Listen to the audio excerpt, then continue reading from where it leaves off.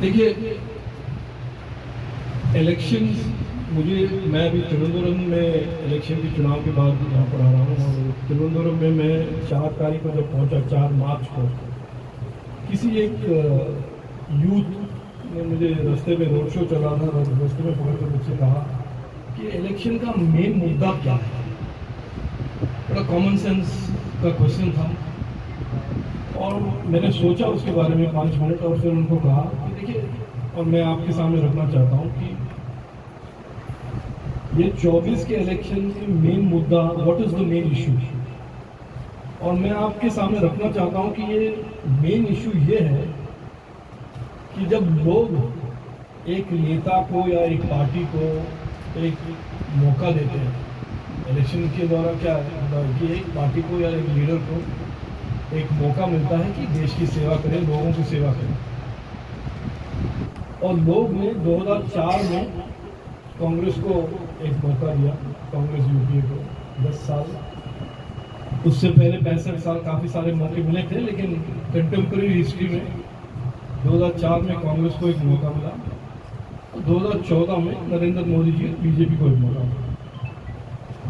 इस मौके से पार्टी और लीडर ने क्या किया, एक बड़ा सिंपल सा क्वेश्चन है, उसका आंसर भी काफी सिंपल सा हम निकाल सकते हैं। उस आंसर है कि 4 से 14 तक यूपीए के कांग्रेस ने क्या किया, और 14 से 24 तक नरेंद्र मोदी जी और बीजेपी की सरकार ने क्या किया। इसके बेसिस पे 14 को किसको मैंडेट देना चाहिए, मिलना चाहिए। एक तरह से बड़ा सिंपल सा डेमोक्रेटिक प्रोसेस का एक सिंपल प्रोपोजिशन बनता है। तो इस कॉन्टेक्स्ट में राकेश जी ने कहा कि आज के दिन में मैनिफेस्टो का महत्व, इंपॉर्टेंस बढ़ गया है। उससे एक बड़ा सिंपल सा फॉलो क्वेश्चन निकलता है कि क्यों, क्या हुआ 14 के बाद, ये क्या मैजिक हुआ कि मैनिफेस्टो का इंपॉर्टेंस आज बदल गया। और उसका आंसर ये है कि 10 साल में 14 से 24 नरेंद्र मोदी जी ने काफ़ी सारे काम किए हैं, उसके बारे में थोड़ा मैं टिप्पणी करूंगा, एग्जांपल दूंगा। लेकिन एक नया पॉलिटिक्स ऑफ परफॉर्मेंस, पहले क्या होता था, politics of sloganeering, politics of promises, गरीबी हटाओ, गरीबी हटाओ, हम 10, 20, 30, 40 साल से सुनते आ रहे हैं, गरीबी कहीं गया नहीं, गरीबी यहीं पे रहा। तो वो politics of slogans was replaced by politics of performance. और इस 10 साल में प्रधानमंत्री मोदी जी ने जो भी मैनिफेस्टो में उन्होंने प्रॉमिस किया है, 14 में, 19 में, उन्होंने करने का एक तरह से एफर्ट किया है और करके दिखाया। तो मेन 24 में अगर कोई कॉन्ट्रास्ट है दो opposition party versus BJP NDA, मुझसे अगर कोई पूछता है, मैं बताता हूँ बड़ा सिंपल कि एक साइड में पॉलिटिक्स ऑफ परफॉर्मेंस, काम करने का पॉलिटिक्स, आगे बढ़ाने का पॉलिटिक्स, देश को आगे बढ़ाने का, लोगों के जीवन में बदलाव लाने का एक पॉलिटिक्स, गवर्नेंस, और दूसरे साइड में आज भी 65 साल के बाद भी प्रॉमिसेस, डिस्ट्रैक्शन, डिविजन, अपीजमेंट, कोई भी कंपेरेटिव गवर्नेंस का आइडिया अगर आपको ऑपोजिशन से आज भी देखने को मिलता है, आप मुझे बताइए, मैं पॉलिटिक्स से रिजाइन करने के लिए तैयार हूँ। आज भी 24 के इलेक्शन के अनाउंसमेंट के बाद कांग्रेस ने या कोई भी पार्टी ने देश के विजन, फ्यूचर के लिए क्या विजन है, हमारे जीवन में बदलाव लाने के लिए उनके पास क्या आइडियाज हैं, हमारे यूथ को एम्पावर करने के लिए उनके पास क्या आइडियाज हैं, कोई नहीं, कुछ नहीं। तो एक शार्प कॉन्ट्रास्ट है between politics of performance and, अंग्रेजी में मैं कहता हूँ, the simple plain old opportunistic politics, जो हमने 40, 50, 60 साल से हमने देखा है। मैं आपको 2-3, आप सब एकेडमिक्स हैं, इंटेलेक्चुअल हैं, 2-3 एग्जाम्पल्स देता हूँ टू एक्सप्लेन कि 2014 में हम कहाँ थे और हम 24 में कहाँ हैं और हम कहाँ जा सकते हैं, और प्रधानमंत्री मोदी जी का विजन क्या है। 2 डॉक्यूमेंट हैं और मैं इनका कॉपीज तो हो गया आपके पास डिस्ट्रीब्यूशन करने के लिए। एक तो मैनिफेस्टो है, ये एक फॉरवर्ड लुकिंग डॉक्यूमेंट है, और एक डॉक्यूमेंट है transforming India to new India to विकसित भारत, जो 10 साल में काम किया गया है। मैं आपको 5-6 एग्जाम्पल देता हूँ। गुलाम अली साहब ने कहा कि 5वें नंबर के हम फ्रेजाइल इकोनॉमी थे, हम 5वें नंबर के स्ट्रॉन्गेस्ट इकोनॉमी बन गए हैं। आप में से कितने लोगों को मालूम है, नहीं मुझे नहीं मालूम, लेकिन I certainly want to share this thought with you. 2014 में हमारा वर्कफोर्स, देश का जो वर्कफोर्स था, जो लोग सुबह उठ के काम के लिए जाते थे, अपने परिवार को उनके देखभाल के लिए काम करते थे, टोटल वर्कफोर्स का साइज था 42 करोड़, यानी 42 करोड़ लोग रोज काम करने के लिए निकलते थे। वर्कफोर्स का साइज था। इसमें से 31 करोड़ जन, 3 out of 4 Indians in 2014 after 65 years of independence had no formal skills and no education.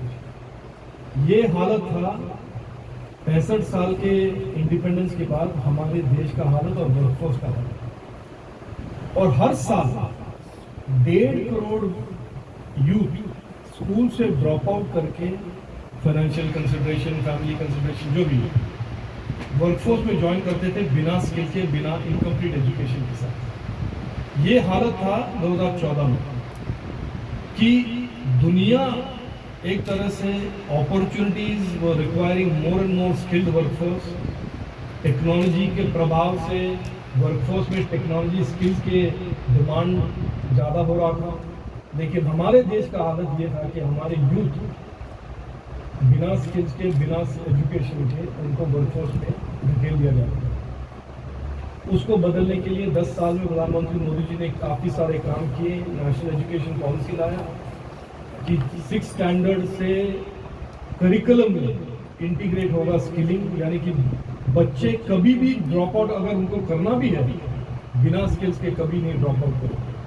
ये एकदम ट्रांसफॉर्मेशनल, और 7 करोड़ युवाओं को इंडस्ट्री रेडी स्किल्स, और हाल ही में उन्होंने एक नया प्रोग्राम लॉन्च किया है, that is industry ready future ready skilling for another 10 crore youth in the next 4 years।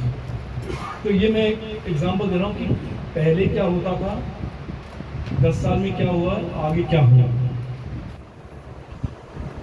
दूसरा जो एग्जांपल दे रहा हूँ आपको, रेलेवेंट एग्जांपल है, 2019 तक हमारे देश में 3.7 करोड़ घर में टैप वाटर नहीं था, और उसका कॉन्सिक्वेंशियल इफेक्ट तो आप सब जानते ही हैं। हेल्थ, वेलनेस, ड्रजरी, हमारे घर के विमेन, महिलाओं पर क्या प्रेशर होता था कि पानी जाके लेके आए, कहाँ से लेके आए, सेफ है अनसेफ है।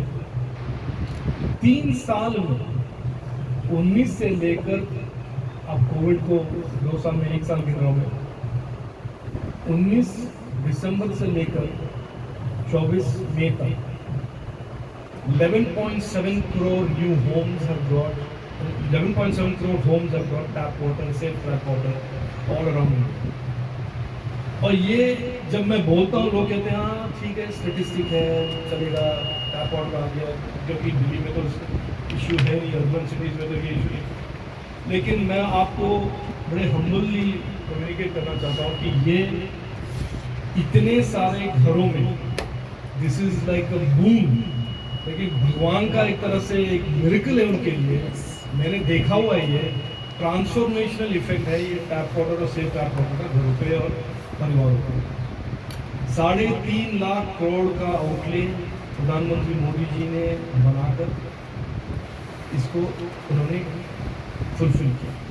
तीसरा मैं example, before, after and future. 2012 में मैं पहले एक एंटरप्रेन्योर होता था, राकेश जी ने कहा कि आप 2012 में पार्लियामेंट में मैंने एक स्टैटिस्टिक प्रेजेंट किया, और ये एक तरह से यूपीए और कांग्रेस का एक डिस्क्रिप्टर है, एक तरह से उनका एक बहुत क्लियरली डिस्क्राइब करता है कि उनका क्या रवैया था, उनका क्या नीतियाँ। हमारे बैंकिंग सिस्टम कि 97% of India's banking system's net worth, I'm repeating again, 97% of Indian banking system's net worth had been lent to 9 companies, 9 groups. यानी कि अगर आप एक युवा होते और आपको स्टार्टअप शुरू करना है, आपके मन में आइडिया है, आप फर्स्ट जनरेशन एंटरप्रेन्योर हो, आपको कोई कंपनी शुरू करना है, आपको क्रेडिट और कैपिटल या पैसा मिलने का संभावना वॉज क्लोज टू जीरो। ये था 2004 टू 2014 का सिचुएशन। और आज क्या हुआ है और आने वाले सालों में ये और भी होगा। आज फर्स्ट जनरेशन एंटरप्रेन्योर्स, 1 लाख से ज़्यादा स्टार्टअप्स, 108, 110 यूनिकॉर्न जो 10,000 करोड़ के वैल्यूज के बने हुए कंपनी, किसी का कोई गॉडफादर नहीं, किसी का कोई पॉलिटिकल माई बाप नहीं, किसी का कोई फेमस लास्ट नेम नहीं, वो बना रहे और आगे देश आगे बढ़े। ये भी एक before Modi ji, after Modi ji and the future. दूसरा, तारिक मंसूर साहब ने कहा, एक ये पूरे 10 साल में बीजेपी के बारे में हमारे अपोजिशन पार्टी कहते हैं नहीं ये प्रो वन कम्युनिटी, प्रो ये कम्युनिटी है, एंटी ए कम्युनिटी। आज एक भी आप गवर्नमेंट स्कीम बताइए 10 साल में जहां पर कोई भी भेदभाव हुआ हो, एक भी ऐसा स्कीम नहीं है जहां पर कोई भी discrimination on basis of gender, on basis of geography, on basis of religion, on basis of caste हुआ हो।